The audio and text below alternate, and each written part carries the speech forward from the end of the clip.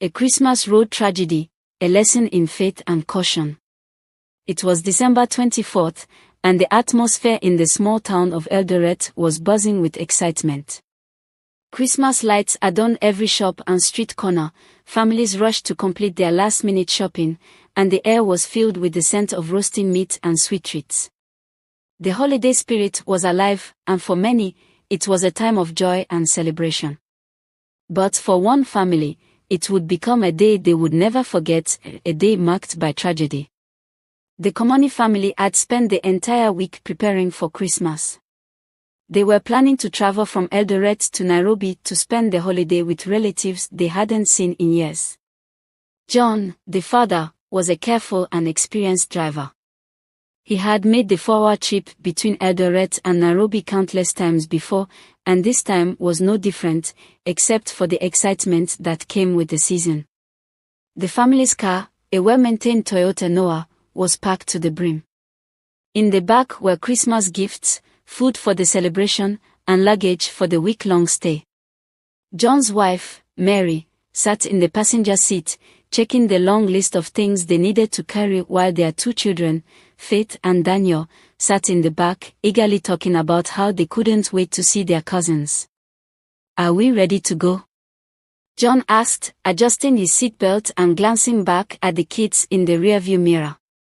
"Yes, we've got everything," Mary replied, sounding a bit rushed as she ticked off the last item on her list.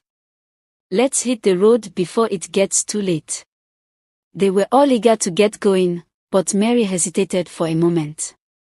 "John," she said softly, "maybe we should say a quick prayer before we leave.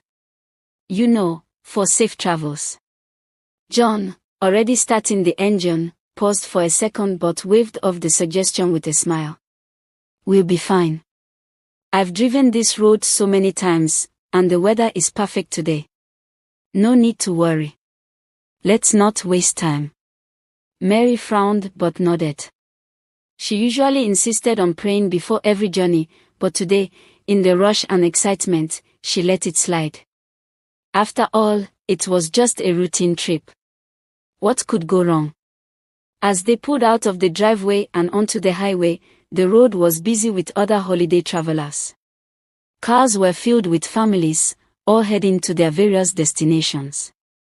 The radio was playing cheerful Christmas music, and the kids sang along in the back seat, their excitement palpable. The first 2 hours of the drive went smoothly. The sun was bright, and the road stretched out before them like a ribbon, leading them toward their holiday celebration. But as they neared the Rift Valley, the terrain began to change. The road, which was once straight and easy, started to wind and curve through the mountains. John slowed down, knowing these roads could be tricky, especially during the festive season when traffic was heavier. It was just after 2 p.m. when the first signs of trouble appeared. Dark clouds started to gather in the distance, and a light drizzle began to fall. The rain wasn't heavy, but it was enough to make the road slick and visibility difficult. John turned on the windshield wipers, slowing down even further as they approached a notoriously dangerous section of the road, known for its sharp bends and steep drop-offs.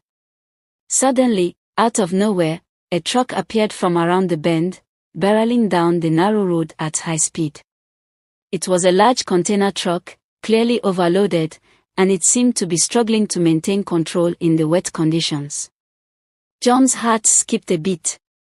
The truck was swerving dangerously, and it was coming right toward them. "John, slow down!" Mary shouted, gripping the edge of her seat. "I see it." John yelled back, his voice tense as he tried to maneuver the car away from the truck's path. But the road was too narrow, and there was no shoulder to pull off onto.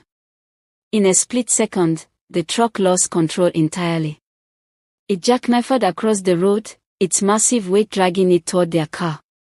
John slammed on the brakes, but it was too late. The impact was deafening. The front of the truck smashed into the side of their car with a force that sent them spinning off the road. Everything happened so fast. The car flipped once, twice, before landing on its side in a ditch. Inside, the family was tossed around like rag dolls. The world outside the car was a blur of rain, shattered glass, and twisted metal. When the car finally came to a stop, there was an eerie silence. The only sound was the soft patter of rain on the wreckage. Inside, Mary was groaning in pain, her head bleeding from a deep cut. John's arms were trapped beneath the crumpled dashboard, and he couldn't move. In the back seat, Faith and Daniel were eerily quiet. Panic surged through John's chest as he tried to turn his head to see the children.